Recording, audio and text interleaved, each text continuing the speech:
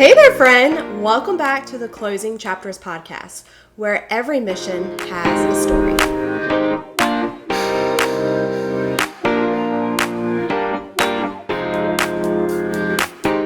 The reality is, more than likely, most of the time, it's one side pushing against the other side, and we're just doing this tug of war back and forth, or there's no communication, and it's like you're knocking on a door and nobody's there. And that is so hard in a transaction. We can all be competitors. We can all want the best for our clients, but communication is so key in this world. Hey, my friends, welcome back. Do you know those football games where it is super intense and both teams put everything out on the field? They are at it. They are working hard. Nobody is giving up. They are playing their best game. And it is neck and neck, and you really don't know who's going to win. It's going into overtime, and a field goal is what makes the other team win. And it is amazing. There's a big roar in the crowd. And then at the end of the game, both teams love up on each other. And they're like, man, that was the best game I ever played. Do you know what type of game I'm talking about, right? Where it's we are competitors. We are both going to work hard for our side. We are not giving up. That is not an option. But at the end of the day, man, I know you just worked just as hard as me. And I can appreciate that. And we're going to love each other through it, right? That's a really awesome feeling, isn't it? That's pretty freaking amazing. That's what I desire in real estate. I want to work with my competitors. And I want to say, man, I'm working so hard for my client, and I know you are too, and yet here we are. We can come together as a team, and we're going to see this through and make things happen. The reality is, more than likely, most of the time, it's one side pushing against the other side, and we're just doing this tug of war back and forth, or there's no communication, and it's like you're knocking on a door and nobody's there. And that is so hard in a transaction. We can all be competitors. We can all want the best for our clients, but communication is so key in this world. And it's not only just agent to agent, but it's our whole team, right? So when I say team, to me, that is the agent and any other people involved. If you have a transaction coordinator or an assistant or whatever that might look like. So the agent team there, and then the lender and the attorney or title company, however your situation is for your state. I work in an attorney state, so there's an attorney's office involved. The three core here, the agent, the lender, and the attorney, we need to be a tight-knit team, and we need to all be on the same page and working for our client cohesively. And oh, by the way, the same communication needs to be going to the other side, right? So if there's updates, and when I say same communication, I do not mean giving away personal information. But when we have updates on a file, 100% across the board, everyone needs to know the update on the file. We all have decisions to make, and we all have our end to keep of this transaction, and we need to be able to do that wisely, and we can't without the information that is necessary. I just recently had a transaction where we extended twice. I had the seller, and we extended twice for the buyer, meaning shifted the closing date to the right. And my clients were under contract with this client for, actually, it was 64 days by the time we closed. No? 66 days by the time we closed. So we waited for over 2 months for these clients to get to the closing table. And in that time frame, the communication was less than ideal. And scenarios kept coming up that were less than ideal. We were told, yes, we're taking the house as is. Oh no, by the way, the buyer wants to ask for 17 different repairs. What? Literally the next day. I shouldn't have even said anything. I'm so sorry. The lender got into his head. Da-da-da-da-da-da. All right, Mr. Lender was a problem and a half all the way through. So we get to the point where we're supposed to be getting ready to close at the end of April. Mr. Lender says, I know just because you have the cash to close doesn't mean I can let it clear. You need to sell this other property to have your lower debt to income ratio, blah, blah, blah, blah, blah. So we shift and it's okay. We're going to do a double close on this day. We get to a Monday when we were supposed to be closing on a Tuesday, and there's no communication. The attorney does not have final numbers or a packet. I have not received any numbers to review. We're not hearing from the lender that there's a clear to close. The agent can't get a hold of the lender, the buyer's agent. I am emailing the lender and the lender is not responding. I get a phone call Monday afternoon saying, oh, by the way, the VA is requesting some documentation and last minute, and they're trying to pull it up online, but if not, they're going to have to try to reorder it or recreate it. And blah, blah. I'm like, okay. So to me, that means, oh, it was never through underwriting, right? You said we were sitting on close, we're good to go, it's through underwriting, and then now all of a sudden the VA, no.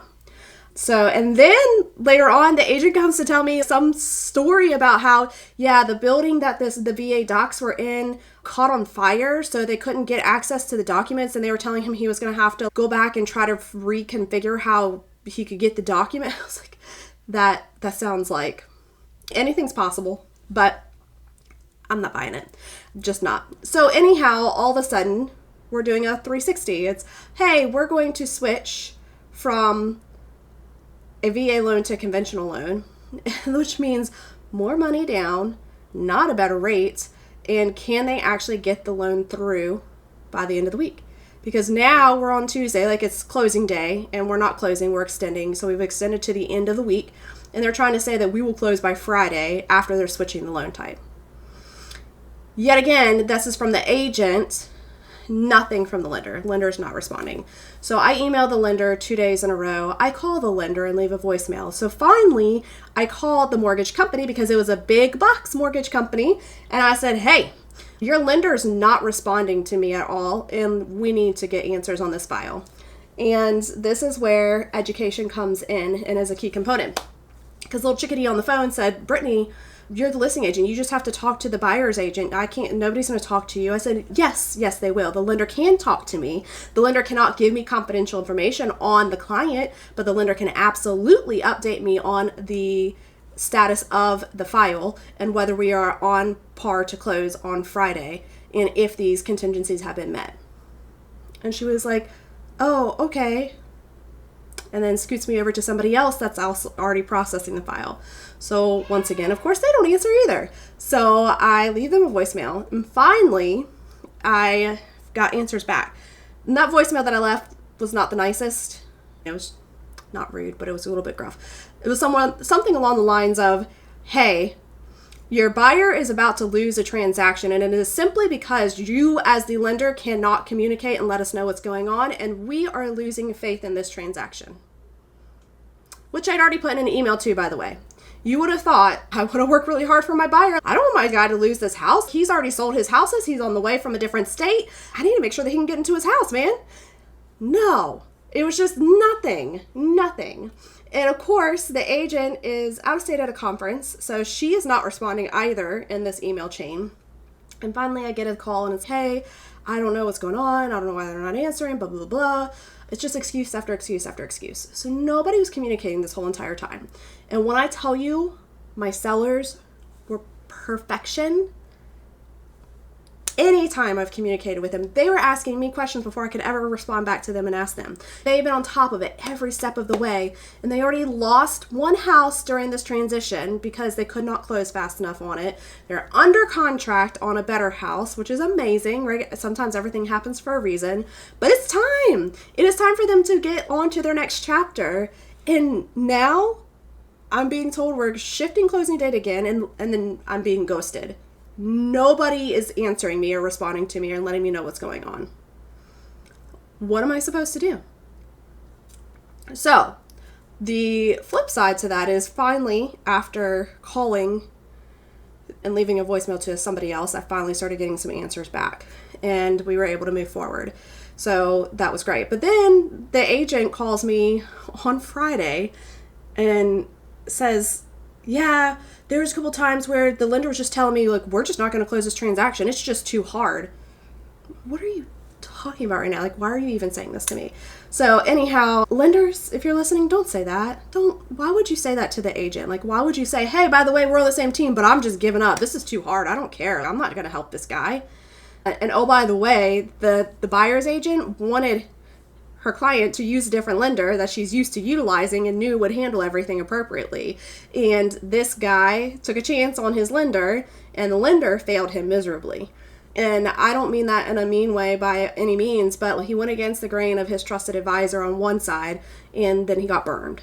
And that's a bummer, right? Because at the end of the day, that lender didn't care. That lender just simply said, I'm about to throw my hands up and just walk away. On to the next one, which once again brings me back to the same point that I make over and over and over again, that who we choose as our lender is so valuable in our transactions. Who we work with and alongside is so valuable because we are a team. I don't want to work with a lender that's going to call me up and be like, hey, Brittany, yeah, I'm just not doing that transaction. It's not worth it for me. It's too tough. It's too hard. What? No, absolutely not. That is not acceptable. We are here to serve people. And oh, by the way, this is a veteran, right? Not that anybody's more special than another, but this person has served our country and earned this opportunity and has this VA loan to utilize, and you can't figure out how to use it? Okay. So anyhow, all in all though, all of the frustration could have been avoided by communication. And that's my key part. That's my key component here, is that provided the lender would have actually responded, because here's the thing, is the lender had been sketchy throughout the whole entire process. Therefore, the buyer's agent was not confident when she was talking to me either. So I got to the point where everything she was saying kept changing too.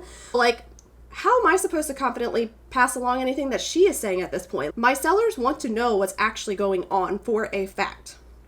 So at this point, the buyer's agent can say anything she wants to say, and it does not resonate with my sellers because it is not the lender. It is not the one that's in control of the loan. And we're just playing telephone.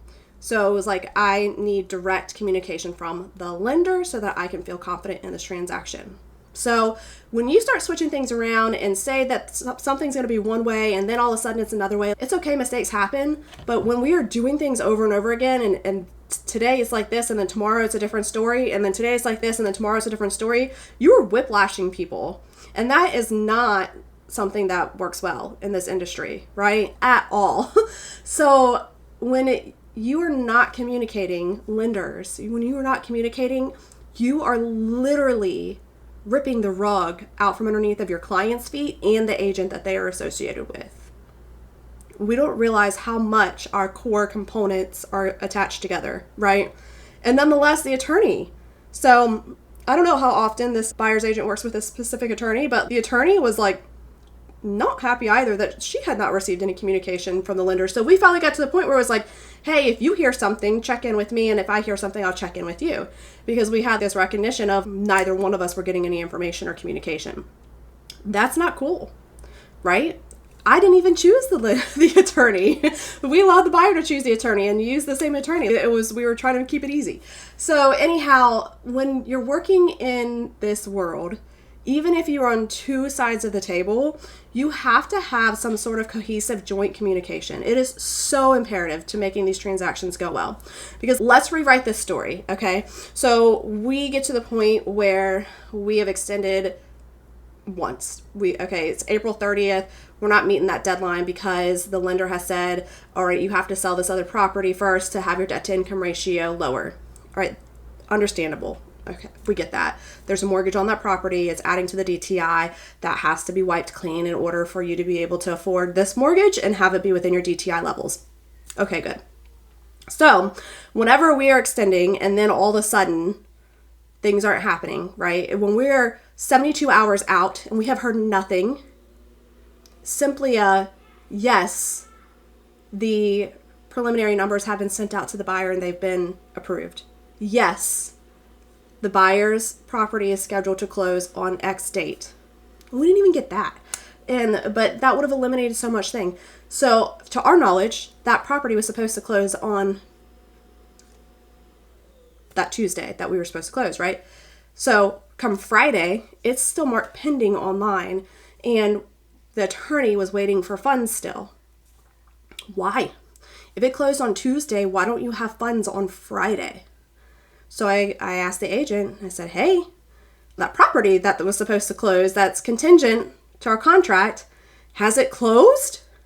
She was like, I don't really know. She said, it has to have. The lender wasn't going to let him sign unless it was closed and the Ulta was sent over. So it had to have, but I don't know what day it closed.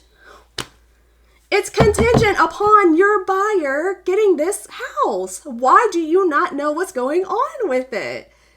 Okay, back up.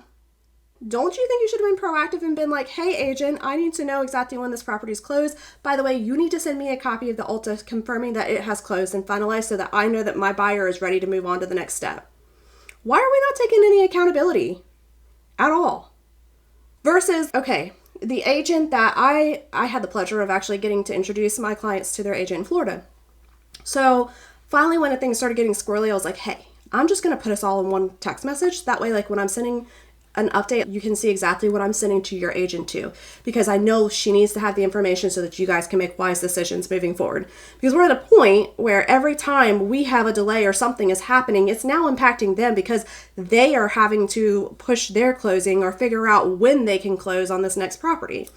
So we all need to know exactly what's going on. It would have been just that simple.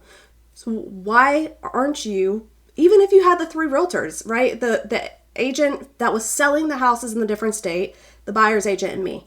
Why weren't we in a chain? Why weren't we being able to say, hey, right, contingent property is under contract. Contingent property is due to close. Contingent property has closed. Here's a copy of the Ulta. How hard would that be? How hard would that be? And then we all are receiving the same information at the same time. I just think it can be just that simple. And there is not like, I'm not quite sure where everybody gets so caught up on this, right? You're not on my side. I don't have to tell you anything. If you want to work together and get the transaction to the closing table, yeah, you actually do. And there's also like all of these deadlines in the contract that you should be meeting and communicating to the other side that you have met, right? And a lot of that has to do with the loan contingencies and actually applying for the loan and having the contingent approval for the loan. And then having the final approval for the loan and then going to the clear to close, right? There's steps along the way. Making sure that they've actually filed for their title insurance and for their homeowner's insurance. Like all of those things are very easy mile markers to be like, hey, we've checked the box, we've checked the box, we've checked the box. So anyhow, don't do that. If you are one of the ones that just thinks, hey, I'm supposed to protect my people. Yes, you absolutely are. But you protect them by honesty, transparency, and communication, okay? Now, I don't mean giving away their personal information. I don't mean giving away their negotiation tactics. Honesty, transparency, and communication. Throw respect in there too, and that'd be awesome. So what does that look like in a transaction? Okay. Honesty, transparency, and communication. We're under contract, and there's due diligence money to be sent. Okay, that due diligence money is going to go straight from the buyer to the seller. So when that goes straight from the buyer to the seller, who knows about it? Unless somebody tells us. So I have the buyer's agent. So I say, buyer, it's your job to send $500 to the seller via Venmo. I need you to send me a copy of it and the receipt once you have sent it, right? And then I have a copy of that receipt or the screenshot of the Venmo, and then I fill it out on our page where everybody signs off on it. And I send that to the buyer's agent or to the listing agent saying, hey, listing agent, here is a copy of the due diligence money, and please have your seller sign off on this page saying that he has received it. Clear communication across the board. Did I give away their information? No. Did I impact their negotiations? No. Were we honest, transparent, and communicated? Yes. Okay. So what about the loan? We're going to apply for the loan and then we'll see from there. We have a pre-qualification letter but haven't done our full application yet. All right, cool. Once I've received that conditional approval back from the lender, don't you think I should pop a message over to the listing agent and be like, hey, listing agent, just want to let you know we have the conditional approval for the loan. We're waiting on the appraisal to come back at this point. We're past inspections. Everything is looking good. The lender says we should be able to meet our closing date. Just those little check-ins. Or let's reverse it. We got a hiccup. Hey, we have a conditional approval, but there is another condition to the loan.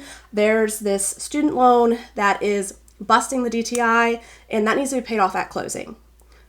Okay, so then I can come to the listing agent and say, hey, we have a conditional approval, but we have to make sure that the buyer has enough money to pay off a previous debt in order to bring their debt to income ratio down enough at closing. So then that might look like, all right, the appraisal comes back in, right? And the appraisal is a little bit higher than what we're under contract for. So we might go back to the listing agent and say, hey, listing agent, you know how I told you we have to pay off this debt at closing? Our appraisal is in and it's healthy at this point. Can we please raise the list price a little bit, raise the concessions a little bit to help with counteracting the fees that the buyer's going to have to pay at closing? So every step of the way, we can have little tidbits, whether it's good, bad, or not, right? And just be open and transparent and honest. Because when we do that and we all have the same information, good or bad, then we're all able to make good decisions, right? So same thing too, like we're all going to need to check each other sometimes. If something is missing or doesn't seem right, we need to send it over. For instance, in this scenario, I'm going to have to email again or call or text. My office requires specific forms in our file. I've sent those forms twice now to finalize the offer, or not the offer, but the contract for our file, and I'm not getting them back.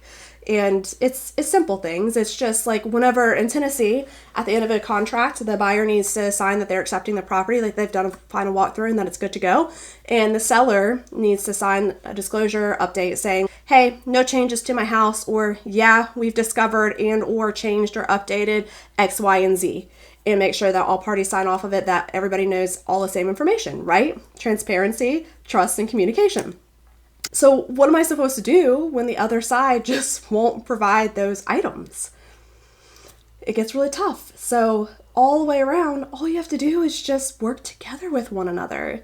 It doesn't mean you're doing something that you're not supposed to just because you're communicating and being respectful and kind to the other side. It doesn't mean that you're giving something away from your client. You don't have to be mean and crash and disrespectful in order to represent your client well. I would actually say the reverse. When you can be respectful and have a good relationship with the other side, they tend to be willing to do a lot more for you, right? Because what that conversation might look like to me is if there's an agent that is just being awesome on the other side, then I can come to my seller and be like, listen, this agent has had all the conversations, like she's doing all the right things, and they are hitting a hiccup. Can we help them out here? Can we make sure that we can come together as a team and get everything accomplished that both sides needs to have happen? That's so much easier to say confidently than every time we turn around, something changes and nobody's communicating, and then now there's another ask yet again, right? And it's hard because when that scenario happens, I can't control it. And if you know me, that's hard. If I don't have control over something, it's very difficult for me. So to not have control over the fact that I'm going to get this phone call and it's going to be like, hey, we're delayed again. Hey, something else has happened. And then I have to convey to my clients, it automatically, it just guts me. I feel like my clients are going to be so upset with me and they're going to lose confidence in me and they're going to think that they cannot trust me because I keep changing the bar. So I promise you that just being kind to the other agent on the other side and having that open transparency and communication, it will go so far, because not only will that agent be happy with you, but their clients are going to be happy with the transaction all the way around, and everybody is going to accomplish good things. And once again, if the sellers, let's say the sellers are happy and your buyer has another ask, then your buyer is more than likely going to get the assistance or help they need if possible, because the transaction has been cordial and smooth and professional the whole entire time. Don't discount those things whenever you're in this world. So anyhow, if I could just say anything, please communicate. Please communicate. Communication is hard and easy all at the same time. And we all know that. We all have different personalities and we're all mixing and meshing together. But for the sake of our clients, you need to have your core team. You need to identify your core team within a transaction. And then you all need to communicate together greatly. And I'm not saying I'm a saint at this. This is something that I do well when I have to, and then when it's not necessary, I kind of just sit back and chill. I could be more proactive. So when I record messages like this, it is absolutely a reminder to me to have better systems in place that are already checks and balances, right? So that like when I'm going through the processes of the loan, that I am giving the other side those updates all the way across the board, not waiting for there to be an issue and be like, hey, now we've got to fix something. So I hope you know that I love talking through these scenarios, not only because I hope that it helps you or gives you some insight on what's going on in the back end or what we could be fixing or working towards, but it's a really great reminder to me and kind of like an audit of my own business, like what I am or am not doing well. So thank you for letting me talk through these scenarios with you and hopefully giving you something to hold on to. And if you ever have questions or want to synergize about this, like what it looks like or how you could improve this in your own business, then reach out. Let's have a conversation about it. I love to facilitate conversations. I really do. So anyhow, get on my calendar, let's have a chat, and we'll go from there. I hope you have a wonderful day. Thank you again for checking in and listening to the podcast, and I cannot wait for you to check in again next week. Hey, I just wanted to say thank you for being here and listening in on this episode of Closing Chapters with me. I truly enjoy putting this content together, and I hope that you enjoy it too. If so, could you like, subscribe, and share this episode with somebody you know that will enjoy it just as much as you did? Thank you so much.